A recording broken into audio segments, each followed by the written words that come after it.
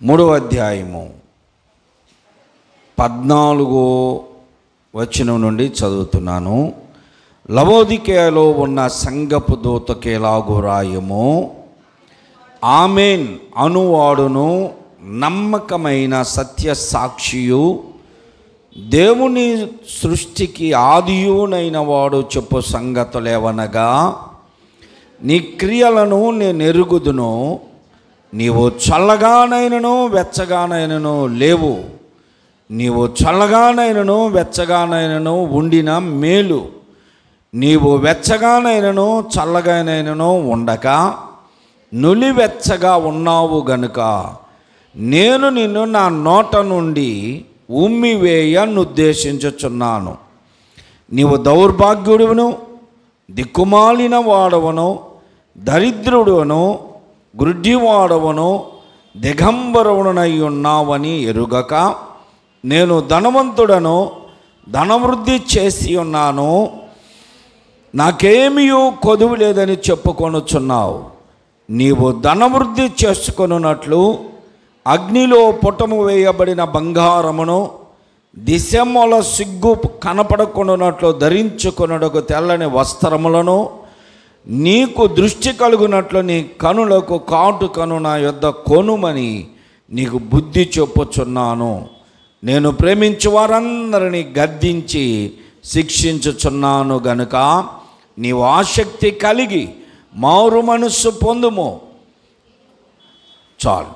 ప్రభునందు ప్రియ సహోదరి సహోదరులారా, ఈ సమయంలో మనం చదువుకున్నటువంటి వాక్య భాగము తెలియనటువంటి వారు ఎవరూ లేరు. సంఘములో అనేక పర్యాయాలు మనము ఈ వాక్య భాగాన్ని నేను బోధించాను, మీరు విన్నారు.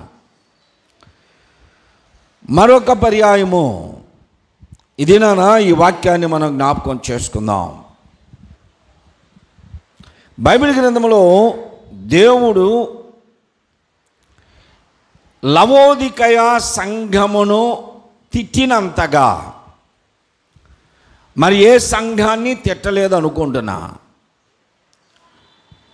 ఇంత భయంకరమైనటువంటి పరిస్థితులు లవోదికయ సంఘమును గూర్చి చెప్పబడినటువంటి మాటలు ఆ సంఘములో ప్రారంభము నుండి చివరి వరకు కూడా ఆ సంఘాన్ని గద్దిస్తూ ప్రతి విషయాన్ని క్షుణ్ణంగా చెబుతూ ఉన్నాడు. కాబట్టి ఈ సంఘములో ఉన్నటువంటి ప్రతి ఒక్కరూ కూడా లబోదిబోమని గుండెలు బాదుకున్నారు. అందును బట్టి లవోదికయ సంఘము సరి చేసుకున్న ప్రతి విషయాన్ని బట్టి మన జీవితంలో మనమేమి సరి చేసుకోవాలి అని ఈ వాక్యమును చదువుతూ ఉండగా వింటూ ఉండగా మనల్ని మనం సరి చేసుకోవాలి. చారిత్రక విషయాలను మనము చూసినప్పుడు లవోదికయ సంఘము దేవుని హెచ్చరికను వారి జీవితంలో నిరర్ధకము చేసుకున్నారు. దేవుడు హెచ్చరించిన ప్రతి హెచ్చరిక మిగిలిన సంఘముల వారు సరి చేసుకున్నారు. లవోదికయ సంఘము దేవుడిచ్చినటువంటి హెచ్చరికలను గద్దింపులను నిర్లక్ష్యం చేసి వారి జీవితంలో దేవుడిచ్చిన అవకాశమును తరుణములను పోగొట్టుకున్నారు. కాబట్టి ఈ లవోదికయ సంఘము లేక పట్టణము కనుమరుగైపోయింది. ఇందులో దేవుడు వారిని గద్దించిన ప్రతి విషయాన్ని మనం క్షుణ్ణంగా పరిశీలించుదాం. ఒక పర్యాయం నేను రైల్వే స్టేషన్లో కూర్చున్నా. నేను వెళ్ళవలసినటువంటి ఆ ట్రైన్ కోసం కూర్చున్నా. ఆ సమయంలో ఒక ట్రైన్ వచ్చి ఆగింది. అది గూడ్స్ రైలు, గూడ్స్. ఇంచుమించు దానికి ఒక 50 పైనే బోగీలు ఉంటాయి, పెట్లు ఉంటాయి. ట్రైన్ వచ్చి ఆగగానే ఒక అతను ఆ చివరి నుండి టీ కాఫీలు అమ్ముకుంటూ వస్తున్నాడు. ఆ భోగి ఆ ట్రైన్ అమ్మిటి అమ్ముకుంటూ వస్తున్నాడు. టీ కాఫీ అనుకుంటా. నేను కూర్చుంది ముందు కనుక నేను ఎప్పుడు కూడా ఇంజిన్ వెనక భోగిలే ఎక్కుతా. పోతే అందులోనే పోతాం, ఉంటే ఖాళీగా ఉండేది అదే. ఎందుకంటే అందరూ ఎక్కరు, ఆ ముందు గుద్దుకుంటే ఈ ముందు పడిపోతే సస్తామని అందరూ మధ్యలో వెనక్కి వెళుతూ ఉంటారు. నేను ఇంజిన్ వెనక్కే వెళతా. ఆ ఇంజిన్ దగ్గర కూర్చున్నా. ఇప్పుడు ఇతను టీ కాఫీలు అమ్ముకుంటూ అక్కడికి వచ్చేసరికి ఇంజిన్ డ్రైవరు అతను ఆపి ఒక కాఫీ తీసుకున్నాడు. కాఫీ తీసుకొని డబ్బులు ఇచ్చిన తర్వాత అతను అంటున్నాడు, ఆ టీ కాఫీ అమ్మే అతను కళ్ళు లేని అతను, గుడ్డివాడు. సార్, ఇంత ట్రైన్లో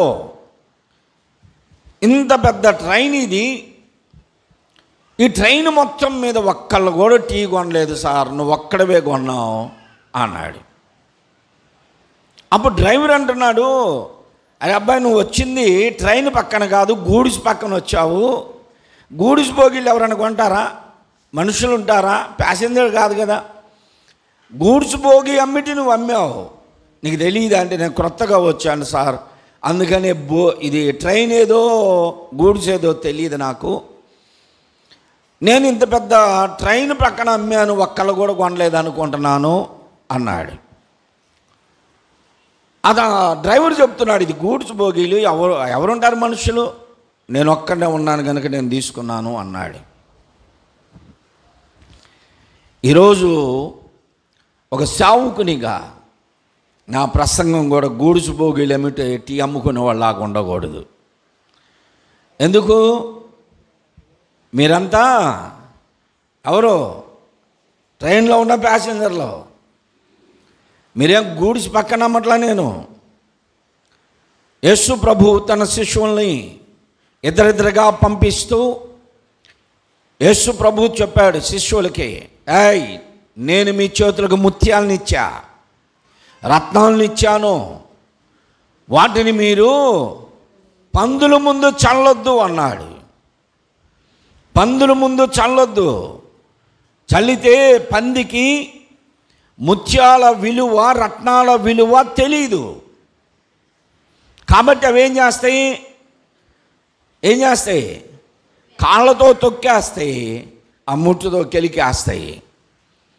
విలువైనటువంటివి. ఇప్పుడు ఇక్కడ ఉన్నటువంటి మనము పందులం కాదు, మనము శ్రేష్టమైనటువంటి దేవుని పిల్లలం, క్రీస్తు రక్తం చేత కడగబడినటువంటి వారము, గొర్రె పిల్లలతో పోల్చబడిన వారము, గొర్రెలుగా మనము పోల్చబడ్డాం, దేవుని పిల్లలుగా పోల్చబడ్డాం. కనుక శ్రేష్టమైనటువంటి దేవుని పిల్లలు, విలువైనటువంటి ముత్యాలు, రత్నాలను మనము కలిగి ఉందాం, వాటిని తీసుకుందాం. దేవుని మాటలు శ్రేష్టమైనటువంటివి, దేవుని మాటలు విలువైనటువంటివి. మేలిమి బంగారు రత్నముల కంటే శ్రేష్టమైన దేవుని మాటలను మనం విందాం. దేవునికి స్తోత్రం చెప్పండి. ఎవరిని గురించి మనం చదువుకున్నాం ఇప్పుడు? లబోదిబో సంఘమే. లవోదికయ సంఘము వారు ఎందుకు అంతగా గుండెల బాదుకొని లబోదిబో అన్నారో, ఈ విషయాలు మనము చదివిన విషయాలను మనం వివరించుకుంటే అర్థమైపోద్ది. ఈ లవోదికయ సంఘములో ఉన్నటువంటి లోపములు, ఈరోజు నీవు సజీవంగా ఉన్నటువంటి విశ్వాసిగా, క్రీస్తు రక్తము చేత కడగబడిన బిడ్డగా నీలో ఉన్నాయేమో పరిశీలన చేసుకోవడానికి దేవుడు ఈ దినాన మనతో మాట్లాడుతూ ఉన్నాడు. దేవుడు మాట్లాడుతున్నాడు. 14వ వచనంలో అంటున్నాడు, లవోదికయలో ఉన్న సంఘమునకేలాగూ ప్రకటించు, చెప్పు. లవోదికయ అనేటువంటి పట్టణములో ఒక సంఘం ఉంది. నేను ప్రతి పర్యాయం అదే చెప్తాను. పట్టణాల్లో సంఘాలు ఉన్నాయి కనుక ఆ పట్టణములో ఉన్న సంఘములకు పేర్లు లేవు. అప్పుడు ఇప్పుడంటే మనము లూథరను, బాప్టిస్టు, లేకపోతే CSI, Methodist, SDA, new apostolic church అని ఇలా పెట్టుకుంటున్నాం. యేసు ప్రభు వారి మరణానంతరము ఇంచుమించు 60-70 సంవత్సరాల వరకు వారు స్థాపించుకున్నటువంటి సంఘములకు పేర్లు పెట్టుకోలేదు. బాప్టిస్ట్ అనో, లూథరనో, సిఎస్ఐనో, మెథడిస్ట్ అనో పేర్లు పెట్టలా. కాబట్టి ఆ సంఘములన్నీ కూడా యేసుక్రీస్తు నామమును కలిగి ఉన్నాయి. యూదులలో నుండి ప్రత్యేకించబడి క్రీస్తుని అంగీకరించారు గనక క్రైస్తవులు అనబడ్డారు. క్రైస్తవ సంఘములు అనబడ్డాయి. ఏ సంఘము అని అడిగేవారు. సమాజ మందిరములా లేదా క్రైస్తవులు ఉన్నటువంటి సంఘములా అంటే వారందరూ క్రీస్తుకు సంబంధించినవి క్రీస్తు సంఘములు అన్నారు అంతే తప్ప అదొక మినిస్ట్రీ కాదు. క్రీస్తు సంఘములు అని మినిస్ట్రీ కాదు. పౌలు భక్తుడు అన్నాడు, రోమలో ఉన్న క్రీస్తు సంఘములన్నీ మీకు వందనములు చెప్పుచున్నాయి అన్నాడు. ఆ కారణమును బట్టి అంతే తప్ప క్రీస్తు సంఘం అనే మినిస్ట్రీలు పెట్టారని కాదు. లవోదికేయ పట్టణము పేరెన్నిక కలిగినటువంటి పట్టణం.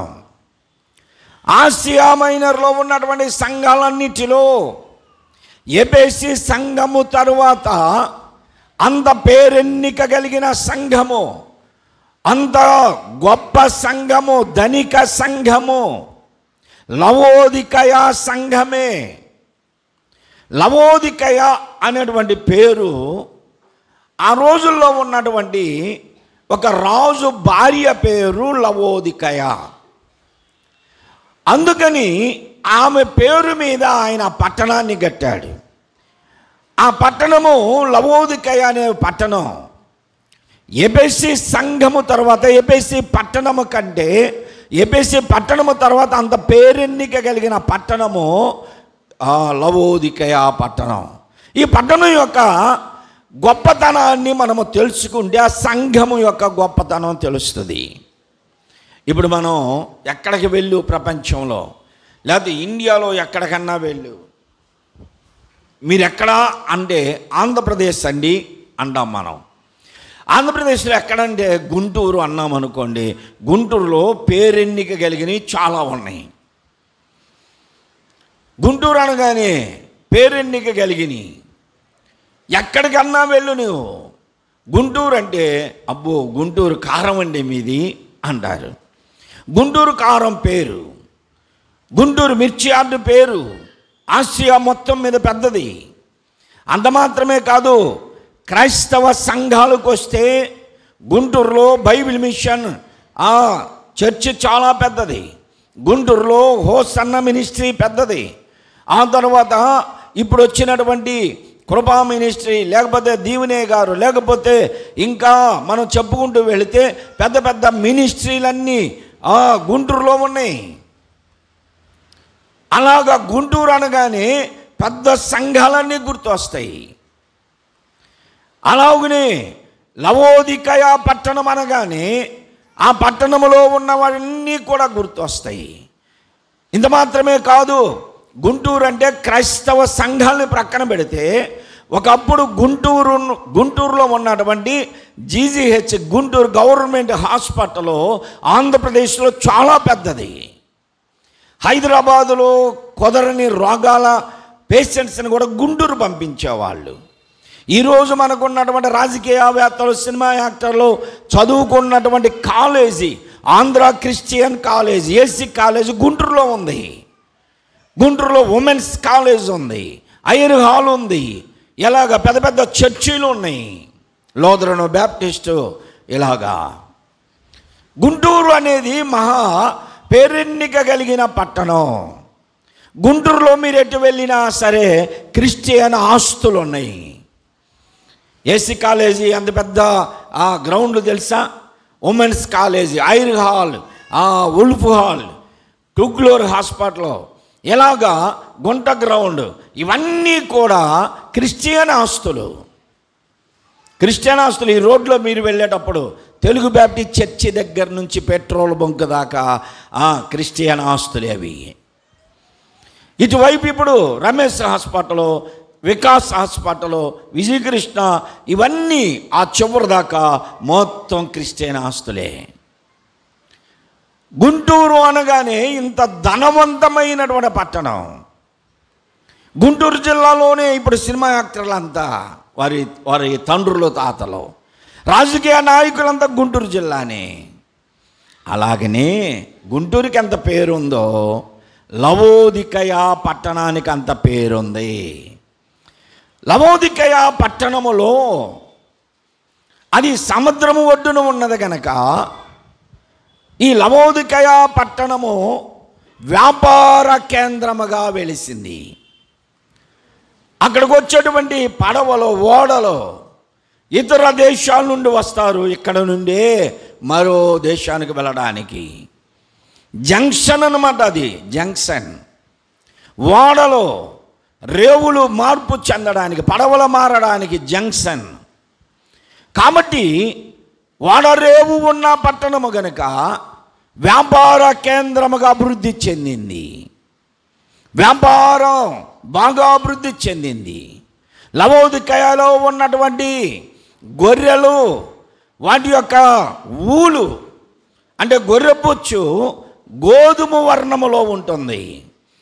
అక్కడక్కడ నల్లటి మచ్చలు ఉంటాయి ఆ గొర్రెలకి. అందుకనే ప్రపంచంలో లవోదికయ సంఘములో ఉన్న ఆ పట్టణంలో ఉన్న గొర్రెపుచ్చు చాలా విలువైంది. అందుకే ఆ పట్టణంలో వ్యాపారం ఎక్కువైపోయింది. బట్టలు నేసేటువంటి ఫ్యాక్టరీలు ఉన్నాయి. ఎక్కడ? లవోదికయ పట్టణంలో బట్టల ఫ్యాక్టరీలు ఉన్నాయి. అంత మాత్రమే కాదు, లవోదికయ పట్టణంలో ఈఎన్టీ డాక్టర్స్ ఉన్నారు. అంటే కంటి జబ్బుకు వాడేటువంటి సువర్ణం ఉంది, అక్కడే తయారు చేస్తారు. చెవి బాగు చేయడానికి కావలసినటువంటి లిక్విడ్స్ చెవులోకి డాక్టర్లు అక్కడే ఉన్నారు, మందులు అక్కడే తయారవుతాయి. అందుకనే లవోదికయ పట్టణము పేరెన్నిక కలిగింది. డాక్టర్స్ ఉన్నారు, వ్యాపారవేత్తలు ఉన్నారు, అక్కడ బట్టల ఫ్యాక్టరీలు ఉన్నాయి. ఇన్ని ఉన్నాయి. కానీ ఆ పట్టణానికి ఒకటి కొదువు ఉంది. ఏమిటంటే వ్యాపారంలో అభివృద్ధి చెందింది, నాగరికతలో అభివృద్ధి చెందింది, కానీ ఆ పట్టణానికి మంచినీళ్ళు లేవు. ఎవరికి? లవోదికయ పట్టణానికి. ఆ పట్టణానికి మంచినీళ్ళు లేవు. 2 కిలోమీటర్లు అంటే 2 మైళ్ళ దూరంలో వేడి నీటి ఊటలు ఉన్నాయి. వేడి నీటి ఊటలు 2 మైళ్ళ దూరంలో ఉంటే కృత్రిమంగా కాలువలు దవ్వి ఆ నీటిని ఈ పట్టణంలోనికి తీసుకొని వస్తారు. ఈ పట్టణంలోనికి కాలువల ద్వారా నీటిని తీసుకొస్తారు. అక్కడ పుట్టిన వేడి నీటి ఊటలలో నీరు తాగలేరు, పగలగొక్కుతా వస్తాయి. అందువలన వాటిని అక్కడ నుండి కాలువలో నుండి పారేటట్టు చేసి ఈ ఊర్లోనికి తీసుకొస్తారు. ఊర్లోకి వచ్చేసరికి నీళ్ళు చల్లగా ఉండవు, అటు వెచ్చగా పొగలు కక్కుతూ ఉండవు, ఇటు చల్లగా కూడా ఉండవు. అక్కడికి వచ్చేసరికి ఆ పారుతూ వచ్చే ఆ నీరు నులివెచ్చగా ఉంటాయి. ఆ నీరే ఇప్పుడు వారికి అక్కడ ప్రాణాధారం, జీవాధారం. అవి ఇంత అభివృద్ధి చెందినటువంటి పట్టణము, వ్యాపార కేంద్రమైనటువంటి పట్టణం, కంటి డాక్టర్లు ఉన్న పట్టణం, చెవి డాక్టర్లు ఉన్నటువంటి పట్టణం. అది అక్కడ కంటి జబ్బులకు వాడే సువర్ణము తయారు చేసి అమ్మేటువంటి పట్టణం. అది బట్టలు ఫ్యాక్టరీలు ఉన్నటువంటి పట్టణం అభివృద్ధి చెందింది. ఈ పట్టణంలో ఎఫ్రా అనేటువంటి ఒక దైవజనుని ద్వారా సంఘము ఏర్పరచబడింది. దేవునికి స్తోత్రం.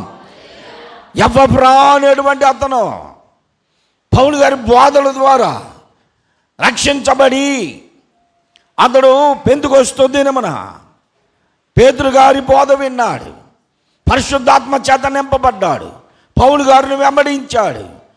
ఇప్పుడు ఇతను ఈ లవోదికేయ పట్టణానికి వచ్చాడు. వచ్చి ఇక్కడ విశ్వాసులుగా అనేక మందిని విశ్వాసులుగా సిద్ధపరిచి సంఘమును ఏర్పరిచాడు.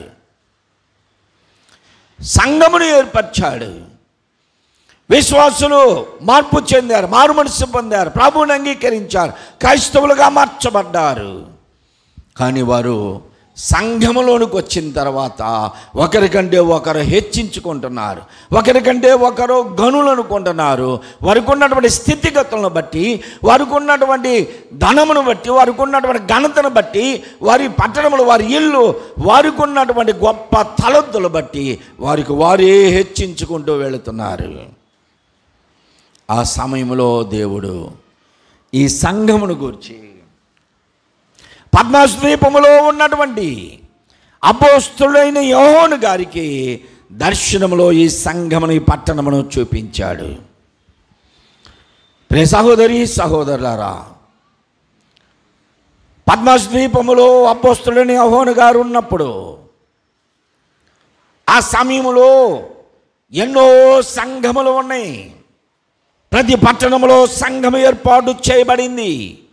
కానీ ఆ పట్టణాల్లో ఉన్నటువంటి సంఘాలన్నిటిని గూర్చి కాక దేవుడు ప్రత్యేకించి 7 సంఘములను గూర్చి మాత్రమే మాట్లాడాడు. ఆ 7 సంఘములను సరిచేశాడు, లోపములు చూపించాడు, మారు మనసు పొందడానికి సమయం ఇచ్చాడు, గద్దించాడు, సమయం ఇచ్చాడు, మార్పు చెందిన వారిని క్షమించాడు, మార్పు చెందకపోతే శిక్షించాడు. ఆ 7 సంఘాల్లోని ఒక సంఘమే లవోదికయ పట్టణంలో ఉన్న సంఘము.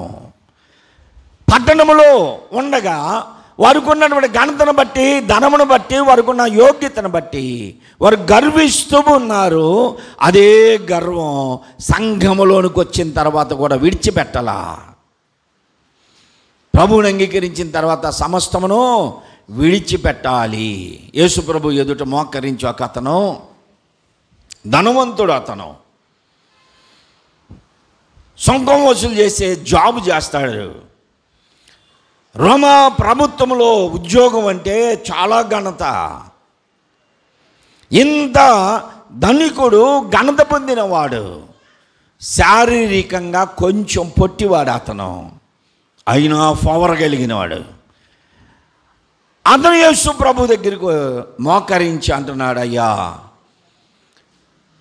నీ ముందు నేను ఏది దాచలేను, నేను అన్యాయస్తుని, నేను దుష్టునిగా ప్రవర్తించాను, దుర్మార్గంగా ప్రవర్తించాను, ఎంతోమంది దగ్గర అన్యాయంగా వసూలు చేశాను, వారికి నా ఆస్తిలో సగభాగం ఇచ్చేస్తున్నా. ఎవరి దగ్గర ఒక వంతు తీసుకున్నానో వాళ్ళకి 4 వంతులు ఇస్తా, పేదలకు పంచుదా అని సమస్తాన్ని విడిచిపెట్టి ఒప్పుకొని ప్రభువుని వెంబడించాడు. గనక ప్రభు అతనిని బట్టి ఏమన్నాడంటే, ఇతడును అబ్రహాము కుమారుడే. దేవునికి స్తోత్రం. అబ్రహాము విశ్వాసము కలిగిన వాడు, ధనవంతుడైన ప్రభువును వెంబడించాడు, సమస్తమును విడిచిపెట్టాడు. ఇతడు సమస్తమును విడిచిపెట్టాడు. ఇతడు అబ్రహాము కుమారుడే. కాబట్టి నశించిన దానిని వెదకి రక్షించడానికి వచ్చాను నేను. ఇదిగో ఇప్పుడు ఈ గొర్రెను రక్షించాను, నేను ఈ వ్యక్తిని రక్షించాను అని చెప్పాడు. ధనవంతుడయ్యుండి, అతడు ఉద్యోగపరుడయ్యుండి యేసు ప్రభు దగ్గరికి వచ్చి ఆయన తన జీవితాన్ని ఒప్పుకున్నాడు, దాసుకోలా. తన ఘనతను విడిచిపెట్టాడు, హోదాను విడిచిపెట్టాడు, యేసు ప్రభు ఎదుట మోకరించాడు. లవోదికేయ సంఘముకు ఉన్నటువంటి, ఆ పట్టణానికి ఉన్నటువంటి ఆ ఘనతను బట్టి, హోదాను బట్టి, ధనమును బట్టి ఆ పట్టణస్థులు సంఘముగా కూడుకున్న వారికి ఉన్నటువంటి ఆ హోదాని, వారి యొక్క ఉన్నటువంటి ఘనతను విడిచిపెట్టకుండా ఉన్నారు. ఇప్పుడు చదవండి మీరు. లవోదికేయలో ఉన్న సంఘమునకు ఇలాగూ రాయము, ఆమేనను వాడును, నమ్మకమైన సత్య సాక్షియు, దేవుని దృష్టికి ఆదియునైన ఉన్నవాడు చెప్పు సంగతులు. ఇప్పుడు ఇక్కడ వీళ్ళు ఏదైతే అనుకుంటున్నారో దానికి నిజము చేసేవాడు దేవుడు. ఆమేన్ అనేవాడు, అంటే నెరవేరునుగాక, జరుగునుగాక. మీరు ఎలా ఉన్నారో, ఏం మాట్లాడుతున్నారో దానిని నెరవేర్చేవాడు, చెప్పే సంగతులు వినండి అని చెబుతున్నాడు. ఏమంటున్నాడు? నీ క్రియలను నేను ఎరుగుదును అన్నాడు. ప్రియ సహోదరి సహోదరులారా, లవోదికయ పట్టణములో ఉన్న సంఘములో ఉన్న విశ్వాసుల క్రియలు ఎరిగిన దేవుడు ఈ దినాన గుంటూరు మహాపట్టణంలో ఉన్నటువంటి ఆ సంఘములో ఉన్న మన క్రియలు కూడా ఆయనకి తెలుసు. కొంతమంది కామెంట్స్ పెడుతున్నారు, నాకు కామెంట్స్ పెడుతున్నారు, తెలియజేస్తున్నాను వాళ్ళకి. ఏంటంటే తెలుగు బ్యాప్టిస్ట్ చర్చ్ అని కింద ఉంది, ఇంకొక దగ్గర న్యూ అపోస్తలిక్ చర్చ్ అని ఉంటుంది, అసలు ఏది మీ చర్చి అని కామెంట్స్ పెట్టారు. వాస్తవమే, నాకు చాలా చర్చీలు ఉన్నాయి, 5-6 సంఘాలు ఉన్నాయి. కాబట్టి ఇది గ్రామం మీద సంఘం తెలుగు బ్యాప్టిస్ట్ చర్చి. ఈ చర్చికి సేవకునిగా ఉన్న లోదరన్ సంఘం ఉంది, ఆ సంఘానికి కూడా నేనే పాస్టర్ని రాజుగాంధీనగర్లో. మనంతా ఎలాగంటే మల్టీమీడియా లాంటిది అన్నమాట. ఒక వర్గానికి ఒక కులానికి సంబంధించింది కాదు, అందరూ ఉంటారు, అన్ని సంఘాలు ఉన్నాయి నా దగ్గర. అందుకనే ఇది తెలుగు బ్యాప్టిస్ట్ చర్చి అక్కడ రాసి ఉంటుంది. ఇంకో సంఘంలో లోదరన్ సంఘం, ఇంకొకటి అందరూ కలిసి ఉంటారు. ఇలాగా ఒక 5-6 సంఘాలు ఉన్నాయి కనుక క్రాస్ అదే ఉంటుంది. న్యూ అపోస్తలిక్ చర్చిలో నేను పుట్టిన దగ్గర నుంచి ఉన్నాను, అందువలన ఆ సింబలు అలానే ఉంటుంది. ఒకవేళ సిలువేసి దానికి ఒక సున్ని ఆలాడేస్తున్నారు చూసారా, అది ఒరిజినల్ కాదు, అది అలా ఉండకూడదు అసలు. ఈ సిలువకు ఒక అర్థం ఉంది. ఆ చుట్టూ అటు 5 ఇటు 5 కిరణాలు, సూర్యుడు ఉదయిస్తున్న సూర్యుడు ఎక్కడ ఉదయిస్తున్నాడు అంటే నీటి తరంగాలు ఉన్నాయి చూడండి, సముద్రములో నుండి ఉదయిస్తున్న సూర్యుని తరంగాలు. సూర్యునికి ఒక అర్థం, నీటి తరంగాలకు ఒక అర్థం, కిరణాలకు ఒక అర్థం, ఇవన్నీ కలిపి ఈ సింబల్ని తయారు చేశారు. అందువలన అదంటే నాకు చాలా ఇష్టం. అవన్నీ కూడా యేసు ప్రభువునే చూపిస్తాయి. యేసు ప్రభు వారి యొక్క గుణ లక్షణములను ప్రకటించేది కనుక మరొకసారి వాటి వివరణ ఇస్తాను. అందువలన చూడండి, లవోదికయ పట్టణములో ఉన్న సంఘములోని లోపములో ఈరోజు సంఘములో ఉన్నటువంటి నీలో కూడా ఉన్నాయని నేను చెప్పట్లా, ఉన్నాయేమో పరిశీలించుకో. ఎవరిని నిందించడానికి కాదు నేను చెప్పేది, మనల్ని మనం పరీక్షించుకోవడం. నీలో లోపం ఉందని నేను చెప్పను, వాక్యం చెబుతుంది. పరిశుద్ధాత్ముడు దేవుడు లవోదికయలో ఉన్న సంఘమును ఖండితముగా ఖచ్చితంగా చెప్పేసింది. నీ క్రియలను నేను ఎరుగుదును అన్నాడు. క్రియలు అంటే పనులు. నీ పనులు నాకు తెలుసు. ఏం పనులు? మనం చేసే పనులు, ఉద్యోగాలు, లేకపోతే మనం చేసే కూలీ పనులు, అయ్యా అవి తెలుసు. అవి కాదు, మనం చేస్తున్నామే అందరికీ తెలిసేటట్టు కొన్ని, తెలియకుండా కొన్ని, మన మాటలు, మన చూపులు, తలంపులు, ఊహలు, ఉద్దేశాలు, మన జీవితాల్లో మనం ఏమేమి చేస్తున్నామో వాటిని గూర్చి ప్రభు అంటున్నాడు. నువ్వు చేస్తున్నటువంటి ఉద్యోగమును కూర్చో, కూలీ పనిని కూర్చో కాదు ప్రభు అంటుంది. నీ క్రియలను నేను ఎరుగుదును. నీవు నీ కుటుంబం కొరకు, లేకపోతే వ్యక్తిగతమైన జీవితంలో, లేదా సంఘము కొరకు నీవేం చేస్తున్నావో, దేవుని పని కొరకు నీవు ఎలా బ్రతుకుతున్నావో, ఏం చేస్తున్నావో అవి నేను ఎరుగుదును అన్నాడు. అవి నాకు తెలుసు. మనల్ని మనం పరీక్షించుకుందాం. ప్రభు యొక్క రక్తమాంసాల్లో పాలు పొందే మనం అనుదినము మనల్ని మనం పరీక్షించుకోవడం. దేవుడు అంటున్నాడు, నీ క్రియలను నేను ఎరుగుదును అన్నాడు. మన క్రియలన్నీ ఆయనకి తెలుసు. కొన్ని వివరిస్తున్నాడు ఆయన. ఏమంటున్నాడో తెలుసా? నీవు చల్లగానైనను వెచ్చగానైనను లేవు. అలా ఉంటే మంచిది. ఎలాగా? చల్లగానన్నా ఉండు, వెచ్చగానన్నా ఉండు. ఇప్పుడు జ్వరం వస్తే, మలేరియానో టైఫాయిడో వచ్చి పడుకున్నారనుకో, ఆ తల్లో తండ్రో లేకపోతే డాక్టర్లో తేపకు ఒకసారి వచ్చి ఏం చేస్తారు? పెట్టి చూసి చల్లగా ఉందలే అంటే, చల్లగుంటే జ్వరం లేదు. చేయి పెట్టి చూస్తే కాలిపోతుంది అనుకో, ఏమంటారు? జ్వరం ఉంది. పిల్లలను చూస్తూ ఉంటా కొంతమందిని, వాళ్ళకి ఎందుకో అసలు చిన్నప్పటి నుంచి కూడా ఆదివారం అంటే పడదు. చిన్నపిల్లలకు పడదు, పెద్దోళ్ళకి పడదు. పెద్దోళ్ళకేమో శనివారం రాత్రి నుంచే తలనొప్పులు, ఒళ్ళు నొప్పులు, జ్వరాలు వస్తాయి. ఈ పిల్లలకేమో ఆదివారం రాత్రి నుంచో వస్తాయి. ఎందుకు? వీళ్ళేమో ఆదివారం గుడికి రాకుండా ఉండటానికి మానుకోవడానికి శనివారం రాత్రి నుంచో వస్తాయి. పిల్లలకేమో సోమవారం నుంచి స్కూల్కి వెళ్ళడానికి ఆటంకం కనుక వాళ్ళకి ఆదివారమే. మధ్యాహ్నం దాకా బాగానే ఉంటారు, మరలా తిన్నదాకా ఆడుకున్నదాకా. ఇంకా సాయంత్రం పడుకొని లేచారంటే కడుపుల నొప్పులు వస్తాయి, తలనొప్పులు వస్తాయి, పంటి నొప్పి వచ్చింది, కాలు నొప్పి వచ్చింది, అన్నీ. ఆదివారం అంటే మనకెంత బాధ మందిరంలోకి రావడానికి. నిన్న నలబడి వెళ్ళారు. సాయంత్రం 5 గంటలకి 6 గంటలకి బిగిన్ అయ్యే ప్రార్థనకి ఎన్ని గంటలకు వెళ్ళారు? 3ంటికే ఆటోలో ఎక్కారు.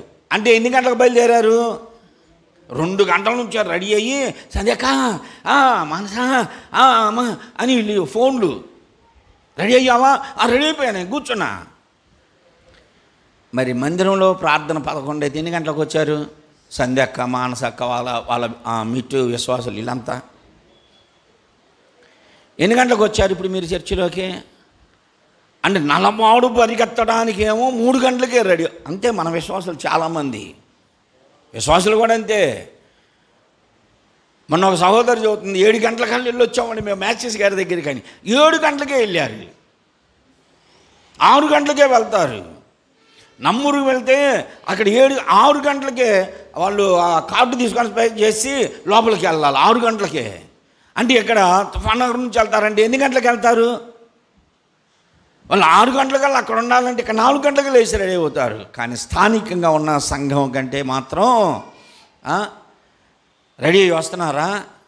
వెళ్దాంలే, ఏముంది, శనివారం తలుపులు తీయాలా, వాళ్ళ పిల్లలు ఏమో మైకులు పెట్టాలా, కొరుకురుమంట. ఆ మిట్టు అన్నది రాసి వెళ్ళిపోతాడు, ఎప్పుడుకో వస్తాడు. తర్వాత పాస్టర్ గారు ఎప్పుడో వచ్చి కూర్చుంటాడు. ఆయన నిద్రపోయే వాళ్ళే వెనక కూర్చునే వాళ్ళంతా మనం ఎప్పుడు వెళ్తే ఏమైందిలే అనుకొని వీళ్ళంతా ఆడకే 3 గంటలకు పరిగెత్తిన వాళ్ళంతా ఎక్కడికి ఎప్పుడుకి వచ్చారంటే 11:15, కొంతమంది 12 గంటలకు వచ్చారు. ఎక్కడైనా సరే విశ్వాసులు మందిరము పట్ల ఆసక్తి కలిగి ఉండాలి. స్థానికంగా ఉన్నటువంటి సంఘం మీద ఆసక్తి కలిగి ఉండాలి. ఎక్కడికో ఏదో చూడాలని పరిగెత్తుతారే తప్ప స్థానికంగా ఉన్న సంఘం మీద. ఆన్లైన్ ప్రేయర్కి ఎలా జరుగుతుందో చూద్దామని పోతే గోరంట్లకి 9 గంటలకు బిగిన్ అయితే వీళ్ళు వెళ్ళింది 10 అయింది కూర్చునేసరికి. వచ్చిన వాళ్ళు చాలామంది 10 గంటలకు 11 గంటలకు కూడా వస్తున్నారు. నేనే చివరిన కూర్చున్నానులే అనుకుంటే తర్వాత చూస్తే ఎకరం బారుగా ఉన్నారు అక్కడ దాకా. అంటే నేను మధ్యలోకి అయ్యా. అంటే అప్పుడు కూడా వస్తున్నారు 11 గంటలకి. 10 గంటలకు బిగిన్, 9 గంటలకు బిగిన్ అయింది, 11 గంటల దాకా పాటలు, ఆరాధన. అన్న వచ్చాడు, ఆయన 1 గంట ప్రార్థన ఆరాధన, వాక్యం 1 గంట, తర్వాత ప్రార్థన చేద్దామని అందరూ ప్రార్థన చేశారు. 2 గంటలకి కళ్ళు తెరిస్తే నేను అసలు ఎవరు లేరు, నా వెనక వచ్చినోళ్ళు లేరు, ముందోళ్ళు లేరు, అటు ఇటు మొత్తం అసలు ఎవరు లేరు. మేమే అక్కడొకళ్ళు ఉన్నాం. ఏమయ్యారు వీళ్ళంతా అంటే, వాక్యం అయిపోతే ఉండరండి, వెళ్ళిపోయారు. తెల్లారు ఏం చెబుతారు, వీళ్ళు ఎక్కడికి వెళ్ళారు రాత్రి అంటే, ఆన్లైన్ ప్రేయర్కి వెళ్ళామండి అంటారు. అందసేవుడు పరిగెత్తి ఎక్కడికో వెళ్ళడానికి వెళ్తున్నావే ఆన్లైన్ ప్రేయర్కి, తుఫాన్ నగర్కి రావడానికి మాత్రం ఏమంటున్నారు? మీకే నువ్వు వస్తుంది, ఎందుకంటే మీరు చెప్పే మాటలేగా అవన్నీ. తుఫాన్ నగర్కి రావడానికి మాత్రం ఏమంటారు ఇక్కడ స్తంభాల గారు వాళ్ళు, ఆయన ఊరుకోడు అన్నాయి, ఆయన వస్తాడు అన్నాయి, ఆయనకు అన్నం పెట్టాలన్నాయి, మిగతా టైంలో మీరు ఊరికి పోతారు. మరి అప్పుడు ఎవరు పెడుతున్నారు ఆయనకి? నువ్వు పనికి వెళ్ళి లేటుకు వస్తున్నావుగా, అప్పుడు ఎవరు పెడుతున్నారు? ఒకవేళ నువ్వు ఏదో పని మీద ఉన్నావు, పెట్టుకొని తినా అంటావుగా. ప్రార్థనకు రావడానికి మాత్రం, ప్రార్థనకు రావడానికి